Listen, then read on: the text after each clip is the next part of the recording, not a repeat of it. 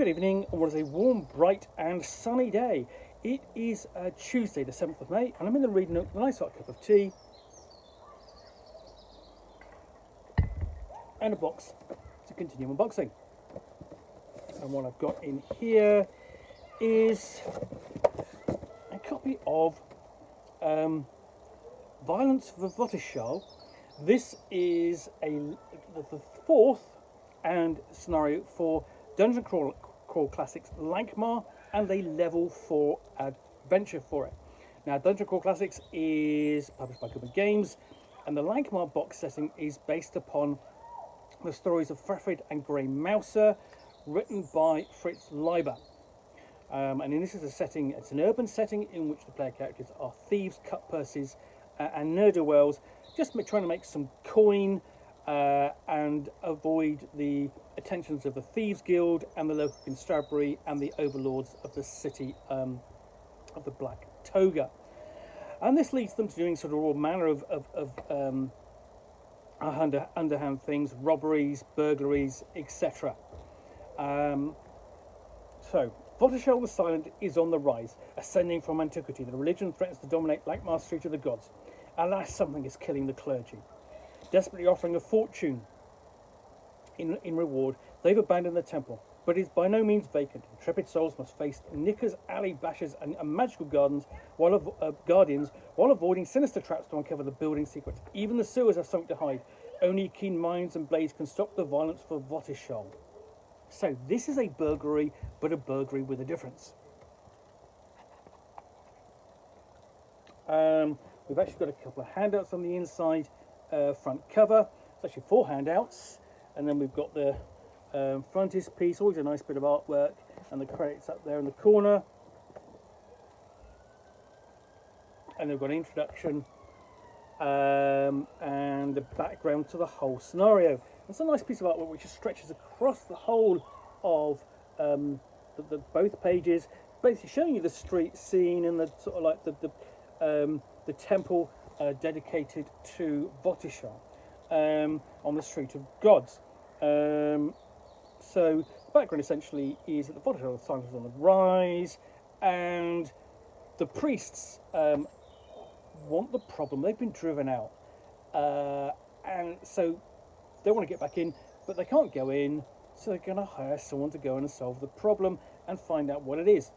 Guess who that is? It's going to be the player characters. And the worst thing is the fact that they can't talk. So they've got to write, because they're gagged all the time. So they going to exchange messages, which is where these come in, which inform the player characters of what the mission is. And the other thing is that the priests can't, basically are given the permission to break in because they can't actually give them the key. They're bound not to give the key. So this all kind of sets up with, you've got the events of sort of meeting the gagged messenger, dealing with the priest, and then event 3, breaking in. And there you see one of the gagged priests. And then you're describing what's inside. So they've got the temple's first story, for essentially the ground floor, and then the second story. So you really can't see much. Basically, a big wall of text, but each of the locations is fairly well detailed. You've got some encounters there, including with these would-be thieves skulking, but with the same idea as the player characters, except for a change. For a change, the player characters have permission to be breaking in. More details on the upper floor, and then below we've got the sewers and catacombs, where indeed the player characters might run into one of the ratlings, the rat people who lurk below the city, looking for a time when they're going to take over. And now we've got basically what happens afterwards. We've got the epilogue, and then we've got these fantastic maps of the Votishal temple. So here we go. There's the first story, the ground floor, and these are basically obviously described earlier in the book, and then the upper floor and the temple below. Sorry, this basically the catacombs and sewers below the temple. Finally, we've got an advert for Dungeon Crawl Classics in general, and I guess it's just the 3 signature characters there, because you only need 3 player characters in a game of Dungeon Crawl Classics Lankhmar. So what you have in here is a legal burglary, which the player characters have to perform, but it's just as dangerous as a illegal burglary. I think that's absolutely a great setup, and you've got a great sort of description and details of these different locations across both floors. And it's because essentially what it means is that the playthrough here is sort of a bit technical, because you are relying upon the player character's thieves skills, and that's great. That's the sort of thing that you're supposed to be doing anyway in a game of Dungeon Crawl Classics like mine. There you can see the God Votishal gagged as he is.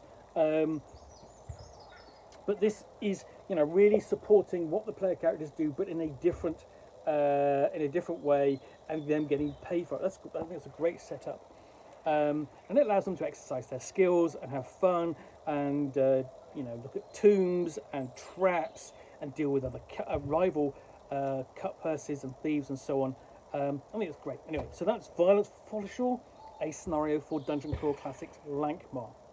If you enjoyed this unboxing in the Nook, then please do click on the like button down below. And of course, if you've got any comments or feedback, I do appreciate you taking the time to post those.